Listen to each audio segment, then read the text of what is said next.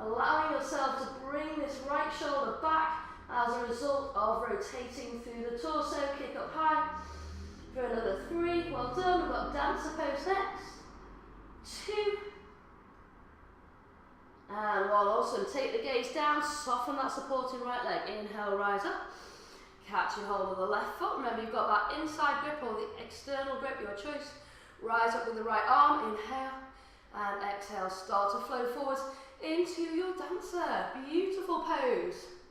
Really elegant looking pose. Don't worry if you're wobbling around. Again, mostly about how the pose feels to the body. Enjoy that stretch out through the front of the left hip. Enjoy that strength building through the right leg. Perfect. For 3,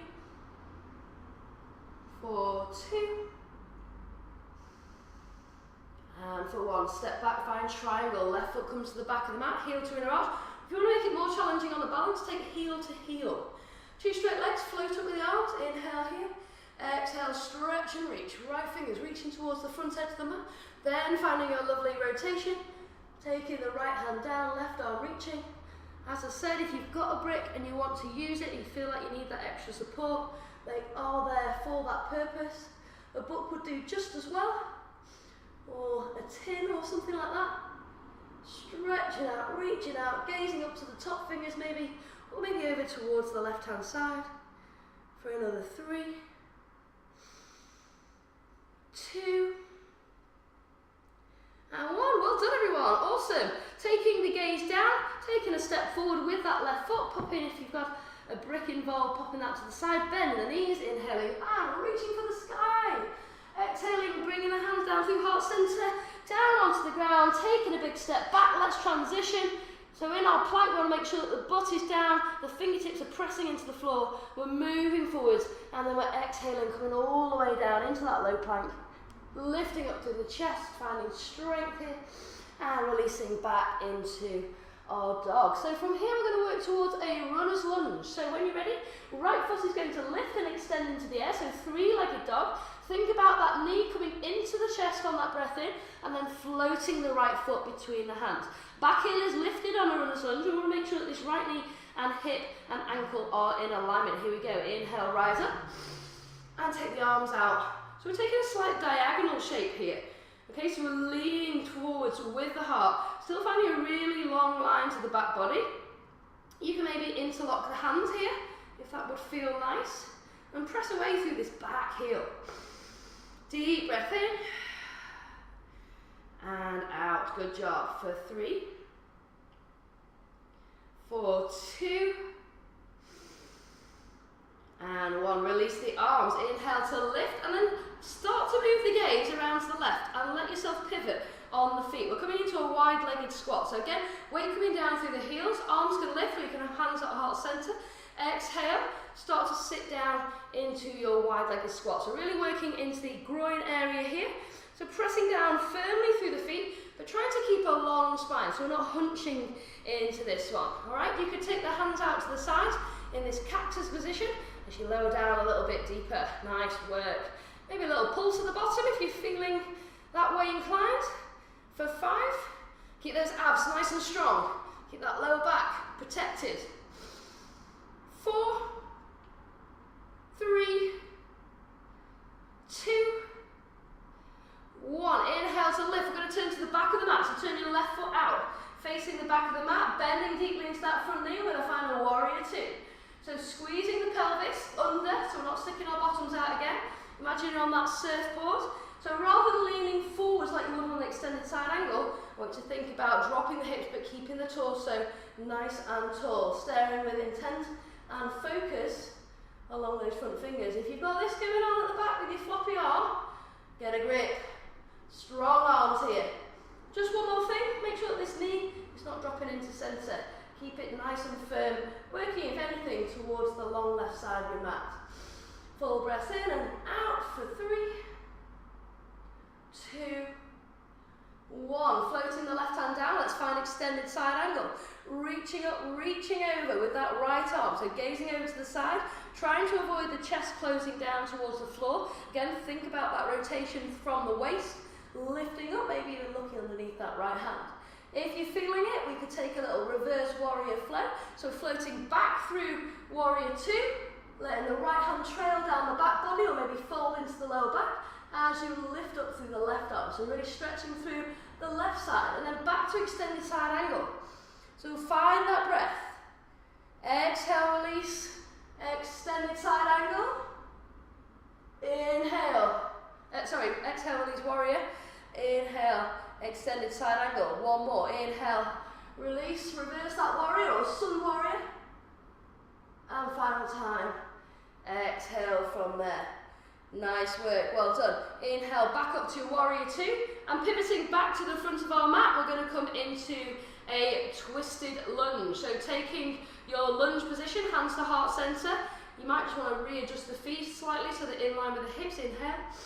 Exhale, take a twist. Left elbow outside, just as we did in chair before. Outside that right thigh. So engaging through the torso, allowing us to find that rotation. Deep breath in. Deep breath out for 3, 2, 1. Take the gaze down to the floor. We're going to take a curtsy twist. We're going to take a big step forward with that left foot, extending through both legs, and again taking that twist over towards the right hand side. So you'll feel this all the way down the outside of both of your extended legs. Possibility here to take the left hand down and the right arm up if you want to release from that prayer. Hold it there. Breathe. Feel connected and rooted to the floor through the feet, making sure that the hips are over the heels. You might just want to move the weight forward and backwards until you find that juicy spot. For 3, 2, 1. Well done. Floating the hands down first of all. Soften this right leg and then step back through centre into our halfway lift and then back to our down dog. Alright, let's go on the other side. So it's going to be the left knee this time. We're going to extend the left leg nice and high. Inhale. Bring the knee towards the chest and then gently pop that left foot forward. So first of all, finding that runner's lunge. When you feel steady and strong, squeeze that lower back and lift up. Finding this position where you can engage the shoulder blades and open up the chest and engage the triceps as well. So it's a diagonal lean forward. Again, think about that line of energy and just check that this front knee is not moving around too much and keep it nice and strong. Hold in there for 3, nice, 2, 1, good. Inhale, rise up with the arms, pivoting over towards the long right side of your mat now, finding our deep-seated squat. Exhale, bring the butt down. So again, making sure we can see the toes and the knees aren't adjusting too far forwards. Arms can be outstretched. You can take the hands to the heart center if that's too much. Or you could cactus the arms. You could even take a little press, like a chest press here if you wanted. Make sure that lower back is feeling strong. For another 3, 2, 1. Nice. Okay, taking a lift on the inhale. Turning the right toes out and finding warrior 2. Deep knee bend. Taking the arms up to shoulder height. Sinking down through the hips. Hold in here. Strong position. Fingertip away from fingertip. Knee is strong and not knocking into center. Core is engaged. And we have focus here in our warrior 2. Can we come down a bit deeper into the hips? For another 3, 2, and just release the shoulders a bit. And 1, extended side angle, right forearm onto right thigh. Extend and lift through that left side. As you bring your right arm down, there's a tendency to drop all the weight down through that arm. See if you can land it lightly. You're not pressing down too much, you might even want to float above the thigh. Okay, should we find our little flow? Let's reverse our warrior. So left hand comes down the lower back, keep the legs exactly where they are. Right hand floats the ceiling. Exhale, release, extended side angle. And then all the way back, reverse that warrior. Legs are strong still. One more time. Extend. And release. Final time, warrior. Lovely little opener through the front body. And then floating back up to warrior 2. Lifting, pivoting on the back foot, turning all the way around to the front side of the mat. Catching the balance, it's not an easy transition. Hands to heart center, inhale. Exhale, over we go, twisting the other way. It should feel really nice through the spine, this pose. Find that length, find that engagement, drop the hips a bit more. Get those legs working hard. For 3, we've got curtsy twist next. And then we're coming up to our core section. And one, well done. Let the gaze come down. Take a step behind into R1SE. Extend through the legs. Option to extend through the arms as well. Inhale. Exhale, pressing down through the heels. Finding that lift of the sit bones as we lengthen out through the legs. Remember, the gaze can just travel to wherever it's comfortable. One more breath. Inhale. Exhale, gaze comes down, release the left hand down and step back through centre. Well done. Just lowering down here into a little toe stand and then dropping the bottom down. You might want your strap if you've got a strap for this. We're going to take the, or indeed you might want to sit on a brick. We're going to take the legs out wide, okay? So working into the inside of the groin as well as into the hammies. So we're taking a wide leg forward fold. It might be that you want to press up and lift and then replant the sit bones. So think about this forward fold as coming from the hips here, as opposed to just a rounding of the spine. So to help you with that, we're going to take the arms high, inhale, and then imagine you're folding from this hinge. It's the only thing that can move, this hinge here at the hips. Flex the toes and press the heels down into the earth. Let the hands float down to the floor by all means. If you've got a brick, it might be that you can rest your forehead on the brick, but we're encouraging you to find that length through the back body. Deep breath in and out. Well done. Just allowing yourself to feel at ease in this pose, but holding on to that challenge. Maybe close the eyes, just really notice where you're feeling this. Letting that lower back gradually stretch out, breath by breath. Perfect. For 3. For 2.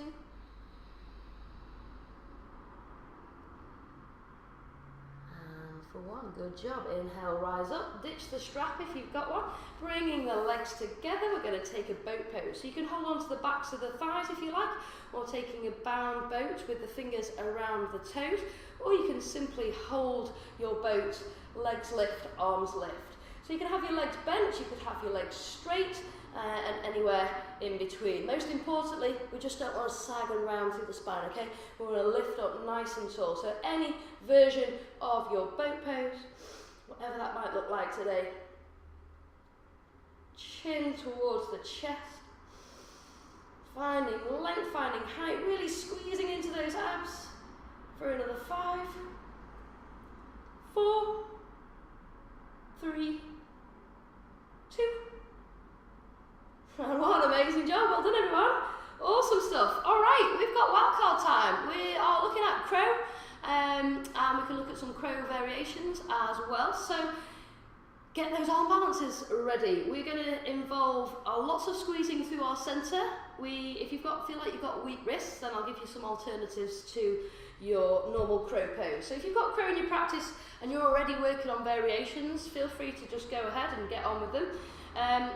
Peace sign fingers, sorry, not peace sign, index finger wants to be facing forward. You really want to spread out the hands and press through the fingertips, okay? This is your base, it needs to be a strong base. So from that toe stand, we've done lots of work in toe stand to prepare, we're going to float forwards. If you feel like you've not got enough space, you get yourself a little perch to stand on. That can often feel a bit daunting because it's higher, but it can also feel like a bit of a relief because you're not having to hunch as much.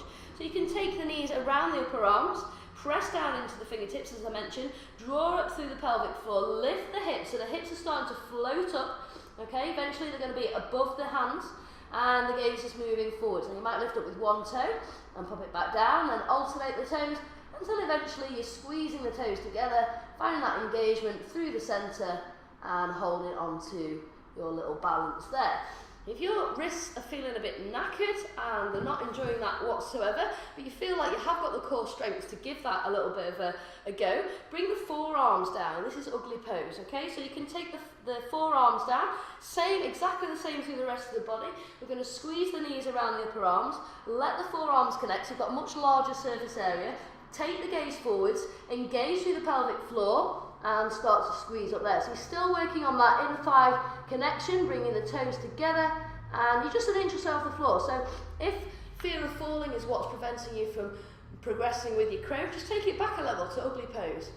Okay, so that is an option for you there. In your crow, you've also got crane, which is quite similar to crow in that you are taking the knees into the back of the triceps, the armpits. So again, you can use your perch if you like. You're a lot higher up for this one, so it might feel a little bit scary. Get a cushion in front of your face though. So you're using that upper arm as a shelf. Again, feeling that lift and that squeeze, you can come up into your crane pose. So have a play around, folks. Good job, well done. We've got just over a minute to go, so you can continue playing around with your wild cards, or we're going to come down and take some nice releasing stretches on the mat. So rolling down through the spine, bringing the hips towards the heels. Let's take a couple of dynamic bridges. So squeezing in through the belly, through the lower back, through the glutes. Let's go. Inhale, knees to the sky, hips to the sky, fingertips to the sky as they come all the way up, all the way over. Nice sequential movement through the spine, really pressing up. You might even want to come up onto the tippy toes to get that extra bit of height. And then exhaling one vertebra at a time, nice and controlled, all the way down, and then releasing the heels. So one more in your own time with your breath. Inhale. Final little release down, exhale. Nice work, well done. Just releasing the arms out wide, dropping the knees one way, inhaling back to centre, exhaling the other way, and again, left to right. If there's any other stretches you want to take, please do so. Otherwise, cast those legs out, cast those arms out, and relax into your Shavasana.